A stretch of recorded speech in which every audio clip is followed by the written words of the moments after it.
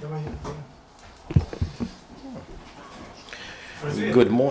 morning, dear colleagues. The Free Crimea project of the Fund of National Strategy and the Crimean Media Center start our next press conference dedicated to the situation in the annexed Crimea. The topic for today is the situation with humanitarian and charitable organizations in the occupied Crimea, featuring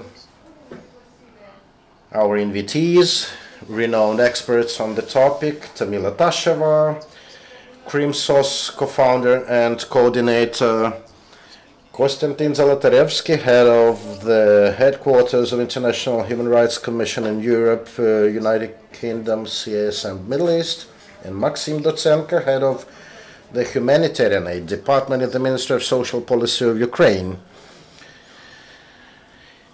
I'm the moderator of this press conference. My name is Berezovets, and we have an expert from the Free Crimea Center, Ostapchuk. He will provide details on the infographics prepared for this event today. The humanitarian and social topics are of particular relevance for the Crimea because of known events that happened there a year ago in March 2014. Everything that's happened since then, particularly with regard to human rights in the occupied Crimea, is of particular interest for us, and our speakers will particularly speak about human rights violations and also about the need to protect human rights of Crimea residents.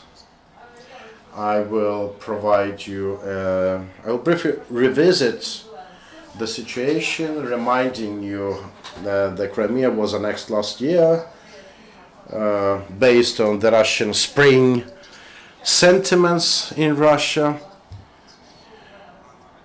There was some humanitarian aid collected in the Russian Federation, and many regions of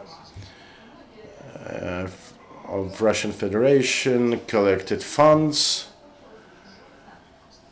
and it led to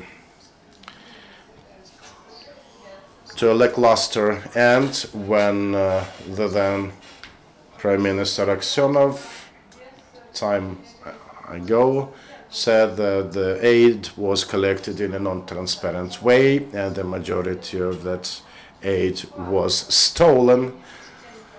It was about huge amounts, like the Belgorod Oblast managed to collect about $7 million, and Tatarstan or Yamal-Nenetsk region, they collected tens of millions of dollars. This aid was meant for the Crimeans, yet they were stolen, and those were just the beginnings of the process. And this infographic shows that the countries that are deemed donors, humanitarian donors,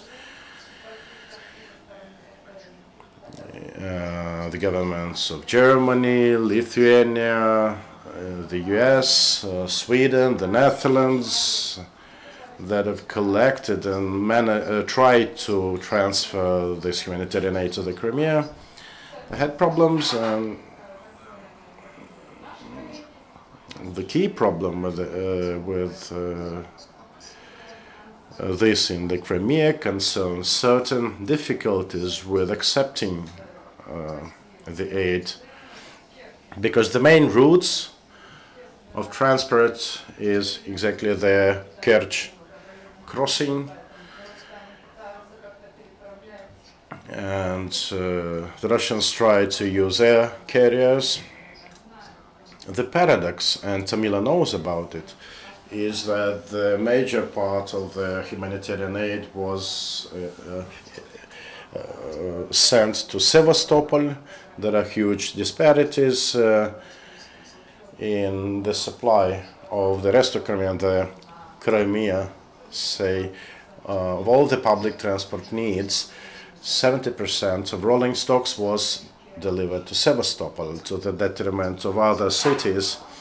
And this sharply unbalanced support of Sevastopol has contributed to the fact that most of those supporting the Russian annexation live in Sevastopol.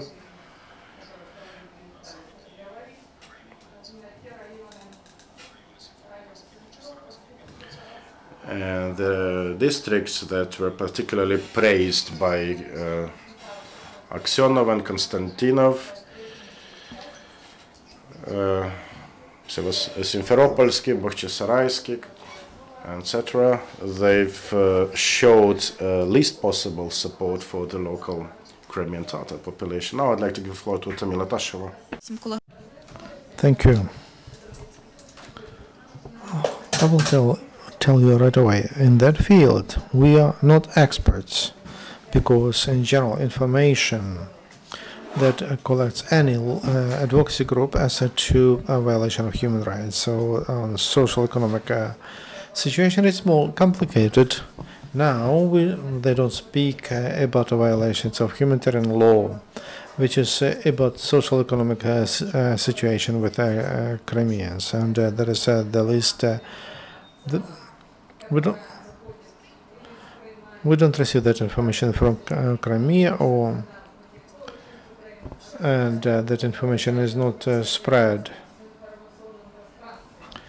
That's why about human rights, many more people speak about human rights in our organization, advocacy group, and we collect and monitor violation of human rights in Crimea. But social economic situation is we collect information only when it's related to violation of human rights, like a right for healthcare, right for a job, because that is a part of human rights, because rights of Crimeans who didn't get the passport of Russian Federation, and they are abused because it's very difficult for them to find a job, for example, or we monitor, and that is related to social political situation at the right for movement, because according to last decrees of Russian administration in Crimea, now the majority of internal movements of Crimeans should be done through credentials. You cannot buy a ticket for. You need ticket if you don't have credentials, IDs, and they demand passport of Russian Federation. If you speak about humanitarian organizations and about NGOs in Crimea, the issue is the majority of organizations and that still exist, formal or informal, they were registered in under Ukraine, and now they are facing a big issue because to register, how to register their activity, and in the majority of cases they were not able to re-register. As to humanitarian assistance from other countries, or we read information that residents of Crimea, they get humanitarian assistance, and they send that for the needs of the East, and to someone else there could be some revolutionary events. In fact, so we had such information, but it's not big money that can be collected and sent to LNR, so-called LNR and DNR. Our organization is working on IDPs and protection of their rights. And even last year in the summer or autumn, a lot of people were coming from the east of Ukraine. They went to Crimea. They understood that here's Russian administration is there, and de facto the government of Russia is there. So they went with big hopes that there would be a lot of humanitarian assistance for their needs, and they will be supported all the time, but that did not happen. After that, we saw the activity which is called a movement, when the residents from eastern regions that came to Crimea, they had to move further to Russian regions, or some of the people who quite the opposite went to the mainland Ukraine, and they decided they cannot live in Crimea. Some are still there. According to, we monitor the situation as to IDPs in Crimea. Now they have no assistance. Those people, some of them find job, and they survive the way they can. So in that sense, there is no big humanitarian assistance for residents of Crimea. What I would like to mention, why this humanitarian assistance in general, why it's not coming to Crimea, because this is an occupied territory. We understand that, and officially that assistance cannot come.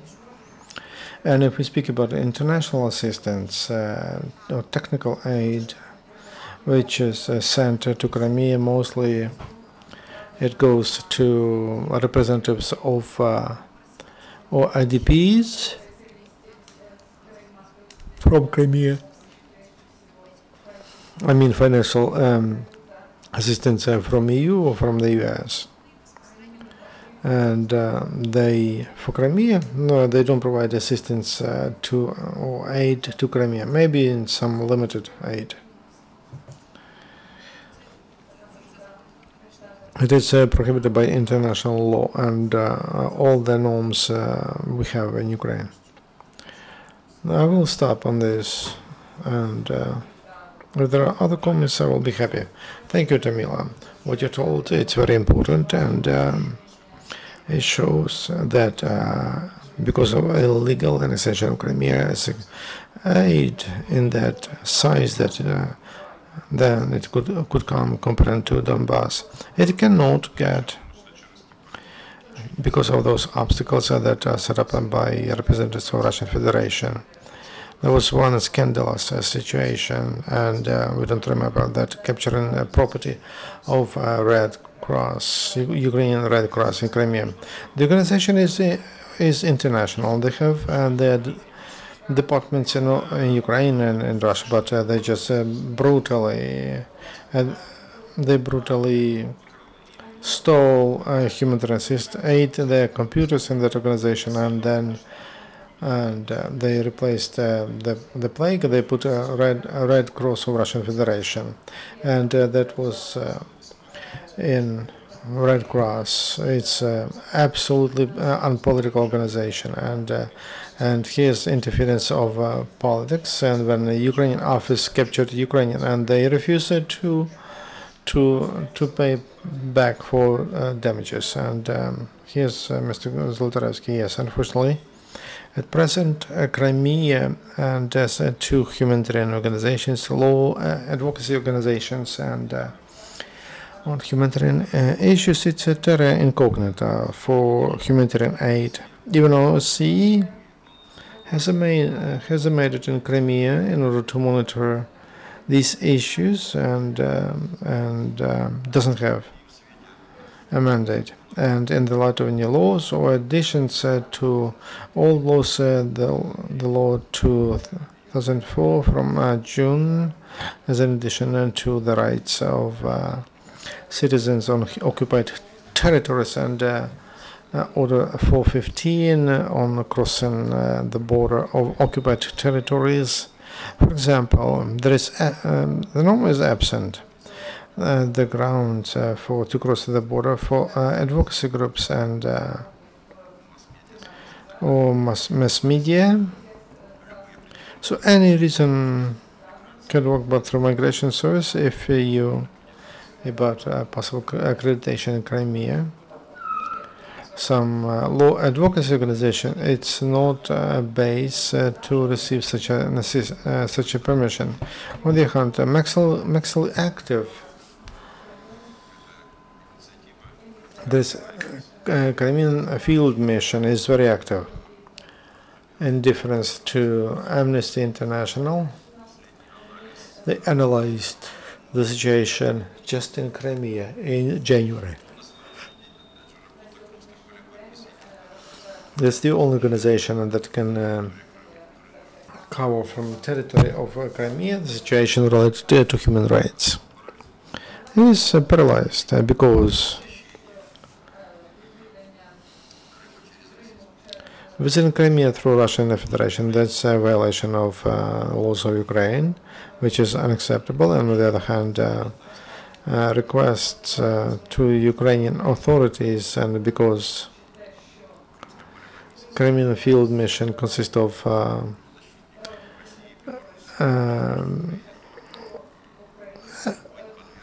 advocates from Ukraine, Russia, Belarus, and they could be suspected in separatism, and they can get about 7 years in Russia. So we have a legal vacuum in Crimea in order to solve or influence on these issues, especially in a sense of humanitarian aid. But first of all, we should pay attention to the legislation on the basis of which such relations were built, for us to prevent in the future those mistakes, and for us not to have the same in Donbass. The law 1207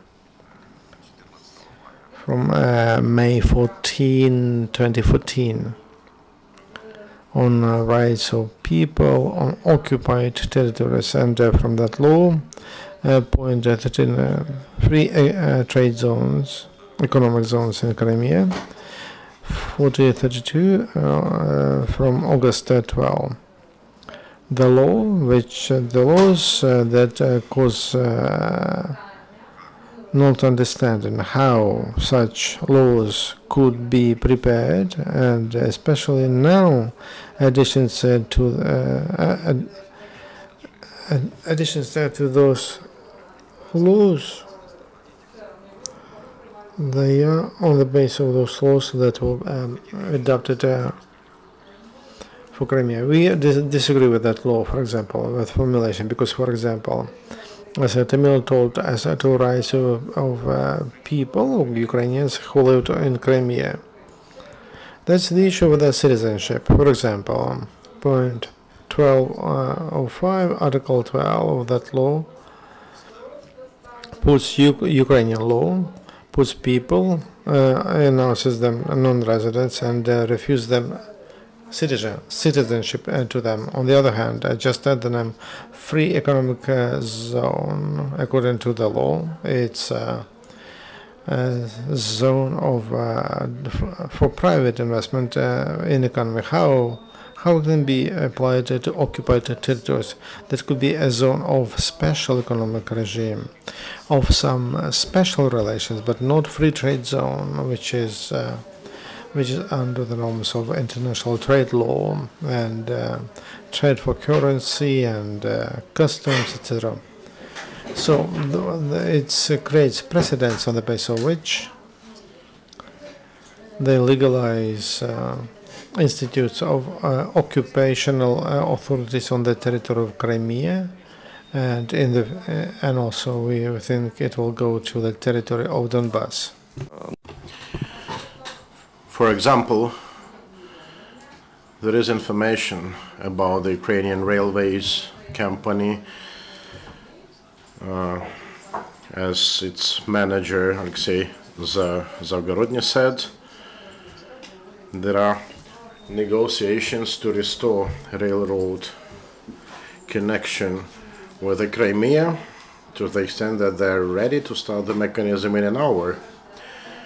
But again, we have a resolution following the referendum adopted by the UN General Assembly on the next day after the Crimea referendum to recognize the territorial integrity of Ukraine, which specifically says that any attempts to change the status of the territory of the Crimea and Sevastopol shall be subject to international sanctions. We closely watch vessels entering Crimean ports or air carriers doing flights to the Crimea. According to international laws, these vessels, whether airborne or naval, are subject to arrest, and there are specific jailment term behind bar from 3 to 5 years for those individuals or officers found guilty of it. And in this case, Ukrzaliznytsia would fall into this sanction mechanism if they really think of restoring this railroad connection. There are really numerous discussions regarding how to deal with the occupied territories, whether Ukraine has to trade or has not to trade with them, and what is the humanitarian situation in the occupied territory. Unfortunately, the very notion of the hybrid war, hybrid peace, hybrid friendship or hybrid hate have emerged, and they effectively prevent us from coming to a final verdict on that. And I think that's like with any process, we first need to come to terms, clear terms of it. If we deem these are terrorists there, it is not possible to trade with terrorists or hold negotiations with terrorists, because it will create a case law for their subsequent legalization elsewhere. Question remains about the position that the Ukrainian government is ready to assume here. Our vision is that the borders of the occupied regions should be closed. No trade whatsoever. There is no question of trading with them.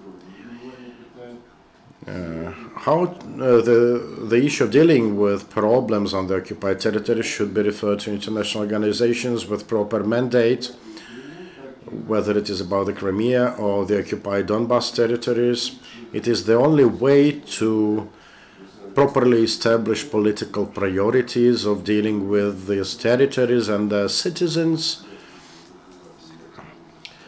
And it goes without mention that all the citizens in the Crimea and in the occupied territories of Donbas are the citizens of Ukraine, and no acts, laws or bylaws can harm their rights. Under no circumstances it should come. And this is actually our position. This is what we fight for. And this is what we have in mind by trying to exert pressure on governmental bodies to make them take proper decisions. Thank you, Kostiantyn. Please. I would agree in many aspects with my colleagues, and I have some reservations as well. Being a representative of a human rights activist organization, we are against closing the borders with the Crimea. And we think the decision taken in December of the past year is absolutely discriminatory as regards the Crimea and the Crimeans. If speaking about closing the borders, we should discern between goods transportation and movement of residents of the mainland Ukraine or the Crimea. And it would be great to see Ukrzaliznytsia launch railroad connections with the Crimea, but unfortunately it is not possible anymore, because we see that railroads were practically demolished in the areas that would connect the Crimea with Ukraine, and there are witnesses to confirm that. As regards the Crimean field mission, they first of all are not a humanitarian organization, they are human rights organization, and as such they may not enter the Crimea, not because of the new procedure of entering the occupied territories, but also because the very operations of this organization have been effectively banned on the territory of the Russian Federation. You know that they've introduced the list of such foreign agents in the Russian Federation, and we have this organization included there, and IRI, and the Polish Fund for Democracy, the International Renaissance Foundation, and many others included in it. So it is about banning them from operating on the whole territory of Russian Federation, not just on the territory of the Crimea.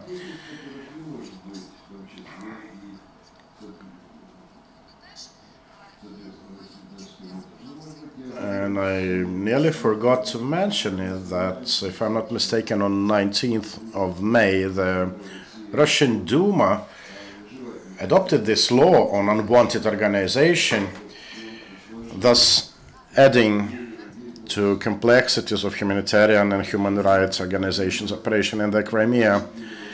I think that in the future we'll see which of these organizations have managed to legalize themselves on the territory of the Crimea according to the Russian legislation. But I really suspect that they will be mostly unable to operate there, because any organization which is at least neutral in many political aspects is unable to work in Russian conditions, because they really need to show their loyalty to the Russian administration, even at the Crimea. Minister of Social Policy, Mr. Dotsenko.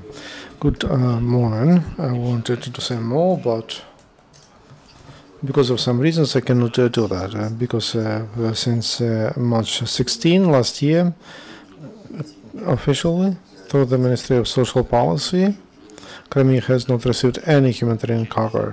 Of course, so there are objective reasons, and international organizations cannot send humanitarian cargoes, and the only positive moment is that, including for Crimeans, the IDPs from Crimea, they receive quite a lot of humanitarian aid from EU and from other countries, and from the US. We do everything that depends on us for those cargoes to be processed as quick as possible, for them to reach final users as quick as possible. So I confirm that in 2014, 2615, no cargo was sent to Crimea. Crimea received, as I understand, once or two times, but that was on the territory of Ukraine, officially when you were re-registered in Ukraine. So this is the situation we have. Thank you. Okay, thank you, Maksym, Roman. Our infographics, and please. Good morning. I would like to show to you infographics that we prepared. I want to say that as we received data from social policy, the data, and humanitarian aid to Ukraine is done according to Ukrainian legislation, and there is law of Ukraine on humanitarian aid, regulation of the Cabinet of Ministers 39 about one register of those who receive humanitarian aid, and also regulation of Cabinet of Ministers 241 about the order of cooperation between different governmental authorities. And at the same time, Russian legislation is guided by federal law on assistance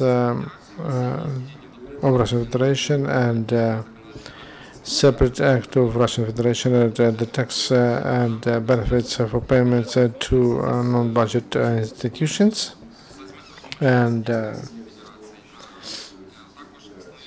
also regulation of the government of Russian Federation. I want to say that until 2013 in Ukraine, humanitarian aid and cargoes, humanitarian cargoes, we had the same. Like Ukraine, and in Ukraine in 2013, in Ukraine there was a commission by the Cabinet of Ministers, which that was a collective body that recognized cargoes as humanitarian aid, but when there is a collective responsibility, there was irresponsibility also, collective.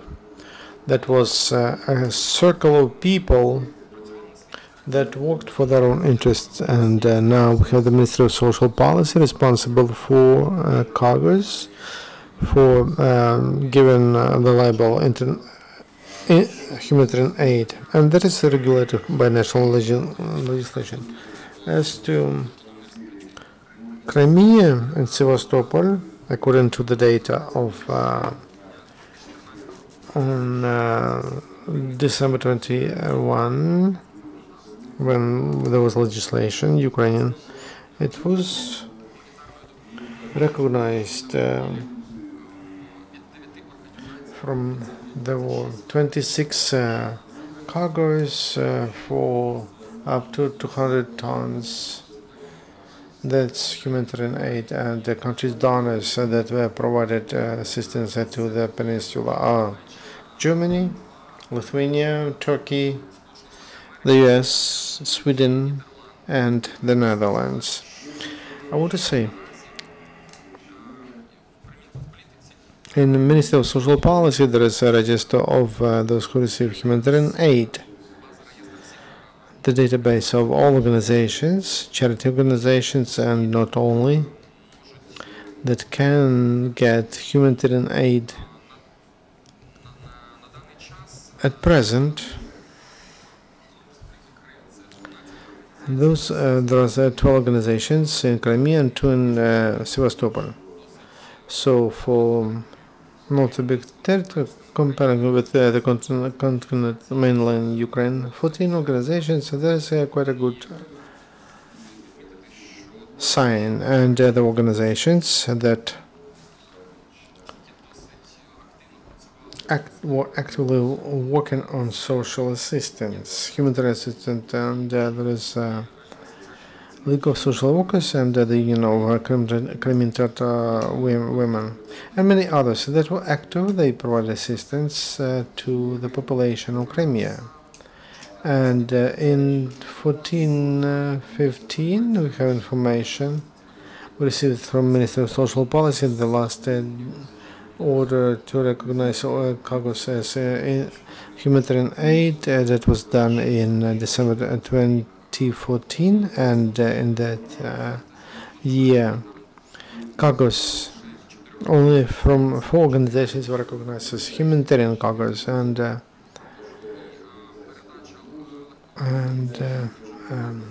light vehicle, which was considered to be a humanitarian aid, but those humanitarian nuances, and provided it for 1 car of for 50 tons. That is in 2014, and countries donors that presented humanitarian aid, they include Germany, Turkey, and the US. The information which is open in internet, 1 country that provided assistance to occupied Crimea, that is China. Red Cross of China did that humanitarian aid that was provided for only Crimea, but also for Russian Federation. A part of medicine was delivered to Sevastopol hospitals. There's funny information that quite a big part of humanitarian aid from continental part of Russian Federation was provided to Crimea, and maybe it's a paradox, but even officials of the occupied Crimea, they say that humanitarian aid was just stolen. 40% of that aid. For poor people, it was stolen. Also, an interesting aspect. We can show that how the occupation government works with humanitarian organizations and generally with the humanitarian movement. Say the organization of society organization that received medical humanitarian aid last year in 2015 saw a statement from the Crimean Deputy Minister of Health Protection requesting the destruction of this medical item for reasons of these being not in line with some medical standards.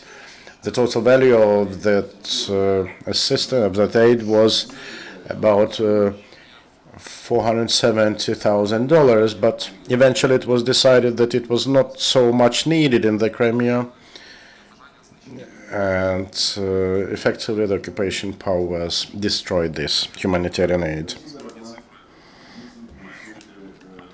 Thank you, Roman. Actually, the numbers are really frightening, not just for us, but also for the Crimeans, because the local government of the Crimea shows increasing level of problems arising. Some heads of Crimean governmental bodies were sacked.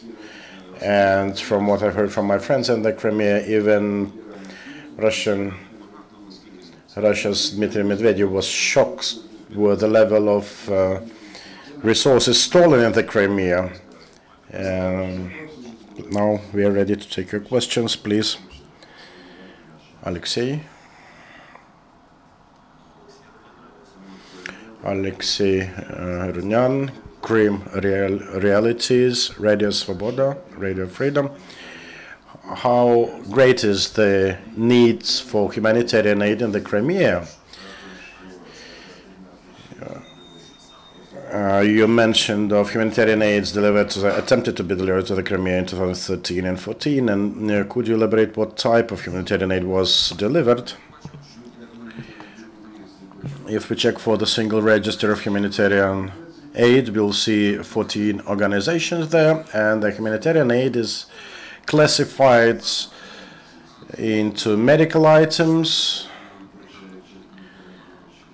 and a great deal of humanitarian aid that was received in 2012, 13 and 14 concerned medical and health protection items that were delivered to local healthcare institutions and hospitals. Then we see the subclass that concerns garments and footwear, mostly used type, and some substantial humanitarian aid was received by the League of Crimean Tatar Women from the United States, from Turkey, that concerned new and used garments, footwear, and the total bulk of that aid was rather high, given the huge needs of a vulnerable group of population for that in the Crimea. How would you estimate the need for humanitarian aid now? I think they surely need it because the vulnerable people and low-income households have remained there. On the other hand, given that I think Alexei knows it and many others know it, and I have my friends and relatives there, the Crimea today feels strong shortages in medicines, in foodstuffs, garments, and my family and my relatives live there in the Crimea, and they say that when before the occupation they would buy clothes pretty much similar to those found in the mainland Ukraine.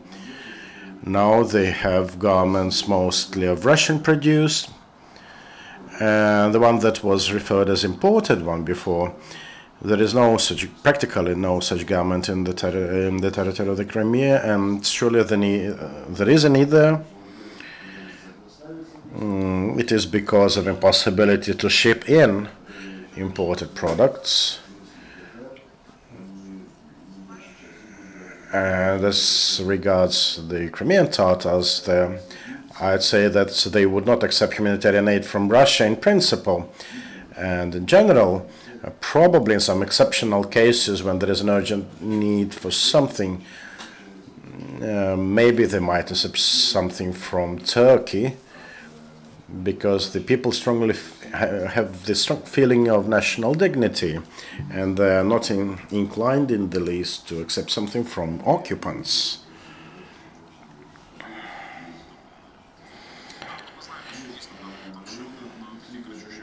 There is also another very prominent fact that was highlighted several months ago. It concerned the orphan house, the only one in the Crimea that was effectively closed by the Crimean government. You know, the Crimea has long been regarded as a place with special attitude towards homeless children. And you know how hard it was in Soviet times for homeless people to come closer to Moscow or central regions of the country. Many of them were effectively forced to move elsewhere, and some of them had to settle in the Crimea. There is another problem that these are drug addicts. We mentioned it at one of our previous press conferences that methadone therapy dependent individuals suffer strongly in absence of this substitution therapy. You know that the Russian legislation disproves the alternative substitution therapy. And according to independent media reports in the Crimea, just in the past 6 months, and mind you, this is not official statistics, more than 60 methadone-dependent Crimeans died because of the lack of access to the substitution therapy. And unfortunately, we have to state it that the situation there is rather complicated and has a clear tendency to aggravation. And I see you have something to add. With methadone, all the programs we had in Ukraine, they continue. In the cost of humanitarian aid, Ukraine is provided with methadone. In Crimea? No, not in Crimea. I speak about Crimea. According to Russian legislation, this is prohibited. But Ukraine is clear. Yeah, Ukraine continues to provide that, but we have no access to occupied territories. Yes, this is a problem. May seem made up, but these are sick people. It's a normal humanitarian practice which doesn't contradict the legislation and the law. We have such law in Ukraine, and that's a position quite legal in difference to Russian Federation. And this is one of the aspects which is very difficult of understanding by the majority of people, especially Russia. Why should we support drug addicts, or just in general drug addicts? Why we should support? That's a normal practice which continues in Ukraine, thank God, and that allows those people to continue living. If you have some final comments, and we still have 10 minutes, I would like to add such a thesis. We speak about Crimea, but Crimea is Ukraine and Donbass. We see that for two regions, occupied regions, they develop the same law. There are some differences. Crimea was annexed without active battles, In Donbass, we have active military activities, but in Donbass region, at least there is representatives of the UN, and also they opened the office of Dutch Union Committee on IDPs, so the RID, occupational authorities, they kicked out from Donetsk region. Or at least there is some presence, there is some regulation of some coordination of supplies of humanitarian aid to Donbass. Crimea is closed, is blocked, and the number for NGOs and also for humanitarian aid. So the work of NGOs in Crimea should be focused on broadening the mandate and the presence of NGOs, international NGOs in Crimea, in such a way that for these issues, problems should be solved, because if there are no NGOs, nobody will deal with them. So that's task number one. For International Commission on Human Rights, and we have our monitoring mission on occupied territories in Donbass. We will think about the mandate of the monitoring mission. It should be broadened. Should include Crimea. Then maybe we'll have more influence on the humanitarian situation in Crimea and own processes in Crimea. I completely agree. We discuss it all the time when we have negotiations with international NGOs and also with the Ukrainian government, that humanitarian and advocacy missions should be in Crimea, whether it's OSCE or Human Rights Watch and or Amnesty International. And the former missions, they were in Crimea, but they were not based there. And there should be a based mission there, field mission there. That is the decision of Ukrainian government to provide the right of those international missions there to be present there, because without them, the agreement that mission will not be able to be present there. When I spoke to international colleagues and representative of the US in the UN, Samantha Power, she told the same. Yes, we would like that. That's very important. But now we don't see how, unfortunately, we can introduce that. How we can do that in Crimea? She says, yes, it's a problem, because if there was at least some mission that would they would be responsible to those violations, because the main problem is that we can monitor through public media what is violated there, but we can not have a quick reaction to those violations, how to help those people whose rights are abused, and human rights in general. This is a broad field, and but I mean also healthcare. Now it's the number of deaths went up in Crimea because my relatives, for example, they're working in healthcare, as far as I know. The medicine, which was present in common hospitals now, they don't have that. You have to speak about surgery, which is related to products or materials that should be brought from abroad. That is also very complicated, and for example, surgery on eye surgery, it's very difficult to do it because crystal, which is not brought, that is material which is brought from the US.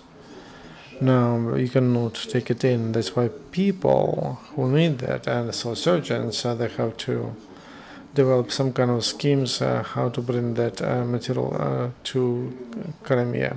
They buy somewhere in Ukraine and then they ship it to Crimea. This is nonsense, but this is what has influence on common people who live on occupied territory, on the occupied. Maksym, your comment. As I would like to say such a thing. Occupation of Crimea encouraged to change legislation cause changes in humanitarian policy of our country. In a year and a half, a lot is done. We simplified many procedures, and I would like Crimea to use those benefits, and let's hope that the return of Crimea will happen very soon. I think that we should believe into that, because without belief, without faith, no results without faith, as Bible says, and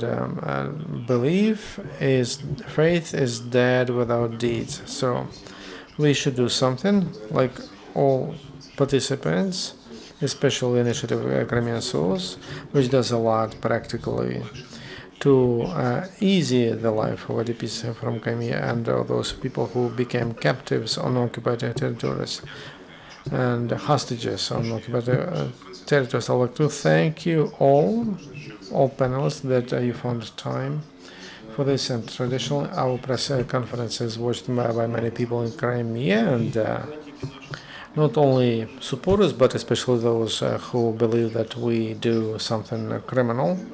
We say hello, and we remember about you, and it will be your guest. It will happen sooner or later. And thank you very much. The press conference is over. See you in the future.